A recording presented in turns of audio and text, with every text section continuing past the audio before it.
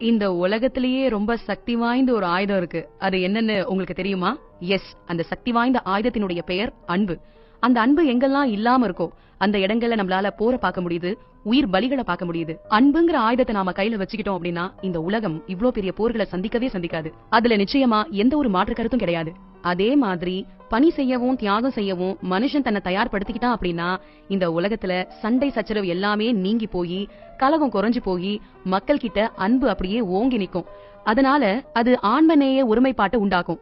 உன்னோட நாடு என்னோட நாடு, உன்னோட மொழி என்னோட மொழி, உன் இனம் என் இனம் அப்படிங்கிற அந்த வேற்றுமை உணர்வு எல்லாமே மங்கி மறைஞ்சு போய் ஒன்றே குலம் ஒருவனே தேவன் அப்படிங்கிற உளப்பாங்கு உண்டாகும். இந்த மாதிரி ஒரு உளப்பாங்க உண்டாக்குறதுக்காக ஒரு மகான் சுமார் 2000 ஆண்டுகளுக்கு முன்னாடி அவதரிச்சிருக்காரு. அவர் யாரு, எந்த நாட்டை சேர்ந்தவரு, அவர் எதுக்காக தியாகம் பண்ணாரு, அவர் பிறந்து வளர்ந்து போதனை செஞ்ச காலத்துல அந்த நாட்டு மக்கள் அவரை ஆதரிச்சு காப்பாத்தினாங்களா, பெருமைப்படுத்தினாங்களா, இல்ல கொடுமைப்படுத்தினாங்களா, இந்த விவரம் எல்லாத்தையும் ஆலே நடராஜன் எழுதின இயேசுநாதர் வரலாறுங்கிற இந்த புத்தகத்துல நாம கேட்டு தெரிஞ்சுக்க போறோம். இதுல கோபம், காமம், பொறாமை, சுயநலம், கர்வம், பழிமணம் இது எல்லாமே மனுஷங்கிட்ட இருக்கக்கூடிய ஒரு குணம். இது மனுஷங்கிட்ட மட்டும் இல்ல, இந்த உலகம் தோன்றின காலத்துல இருந்தே இருந்துகிட்டு இருக்கு. ஒரு மனுஷன் இன்னொரு மனுஷனை எதிர்த்தும், ஒரு குலத்தார் வேறு குலத்தாரை எதிர்த்தும், ஒரு நாட்டினர் இன்னொரு நாட்டினரை எதிர்த்தும் நிகழ்த்தி இருக்கக்கூடிய இந்த போராகட்டும், பூசல்கள், கலகங்கள், கொலைகள் இது எல்லாமே வாழையடி வாழையா மனுஷங்கிட்ட இருந்துட்டு வரக்கூடிய போராட்டத்துக்கு வரலாறு காட்டக்கூடிய ஒரு பெரிய சான்று. இன்னைக்கு இந்த அறிவினுடைய துணையை வச்சு விஞ்ஞான துறையில மனுஷன் எவ்வளவோ முன்னேறி இருக்கிறான். வான்வெளியில சஞ்சரிக்கிறோம், தொலைபேசி, தொலைநோக்கி இது எல்லாத்தையும் நாம பயன்படுத்துறோம். இந்த அளவுக்கு மனுஷ நாகரிகம் முன்னேறி இருந்தாலும் கூட அவனுடைய மனநிலை அன்னைக்கு எப்படி இருந்ததோ அதே மாதிரிதான் இன்னைக்கும் இருந்துகிட்டு இருக்கு. இப்படி ஒரு நிலை நிலவரத்துக்கான காரணம் என்ன? கடவுளுடைய கட்டளையை மீறி ஆதி மனுஷன் செஞ்ச பாவத்தினுடைய விளைவே இது அப்படின்னு கிறிஸ்துவம் போதனை செய்யுது.